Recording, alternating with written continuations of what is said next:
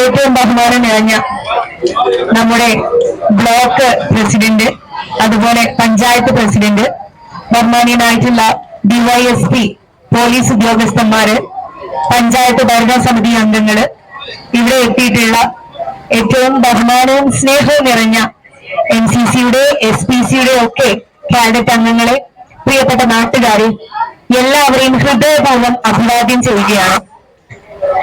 നിങ്ങൾ എല്ലാവരും നിൽക്കുന്നത് കണ്ടപ്പോ എനിക്ക് ഇത്തിരി സങ്കടമായി. ഞാൻ രാവിലെ നിങ്ങളോടൊപ്പം ഓടാൻ വേണ്ടിയിട്ട് തയ്യാറായിട്ട് വന്നതായിരുന്നു.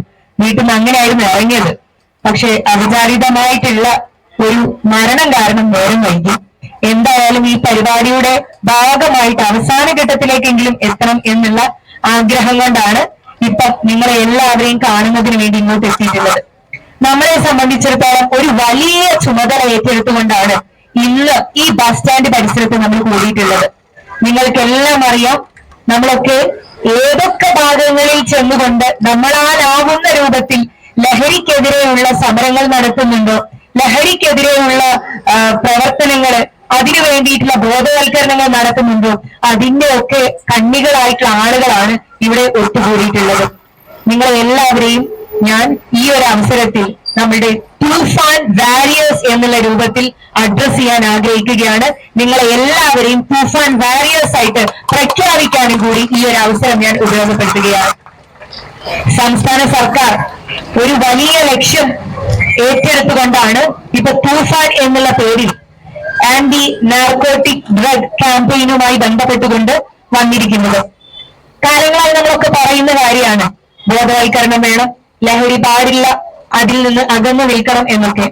പക്ഷെ ഇതിങ്ങനെ പറയുമ്പോ സന്നദ്ധ സംഘടനകള്, രാഷ്ട്രീയ സംഘടനകള്, അതേപോലെ ഇവിടെ എത്തിയിട്ടുള്ള NCCയുടെയും NSSന്റെയും SPCയുടെയും ഒക്കെ നേതൃത്വത്തിലുള്ള വിവിധ വിദ്യാർത്ഥി സംഘടനകളൊക്കെ ഇതൊരു ക്യാമ്പയിനായിട്ട് ഏറ്റെടുക്കാറുണ്ട്.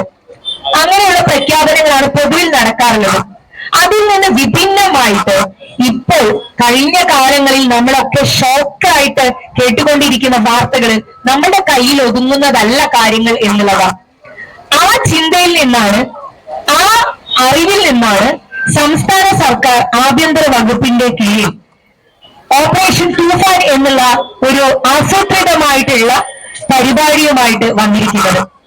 ഒരു ഭാഗം ഇത്തരത്തിലുള്ള അവയർനെസ് തന്നെയാണ്, ബോധവൽക്കരണം തന്നെയാണ്.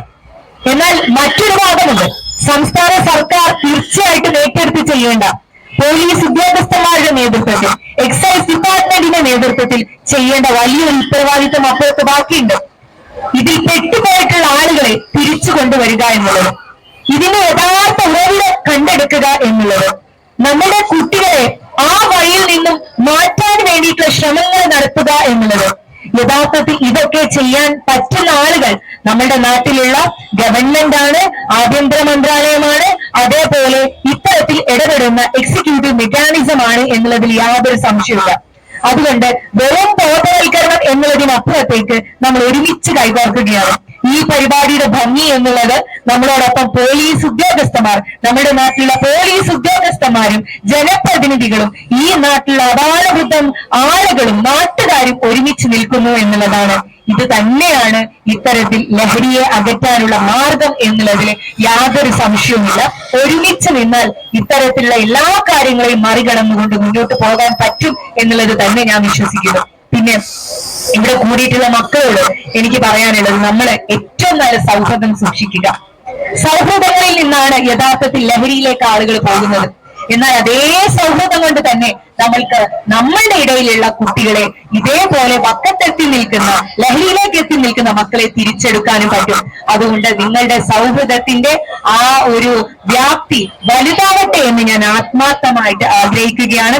ഇവിടെ കൂടിയിട്ടുള്ള നിങ്ങൾ എല്ലാവരെയും അഭിവാദ്യം ചെയ്തുകൊണ്ട് ഈ പരിപാടി ഉദ്ഘാടനം ചെയ്തത് അറിയിച്ചുകൊണ്ട് ഞാൻ വാക്കുകൾ ചുരുക്കുന്നു.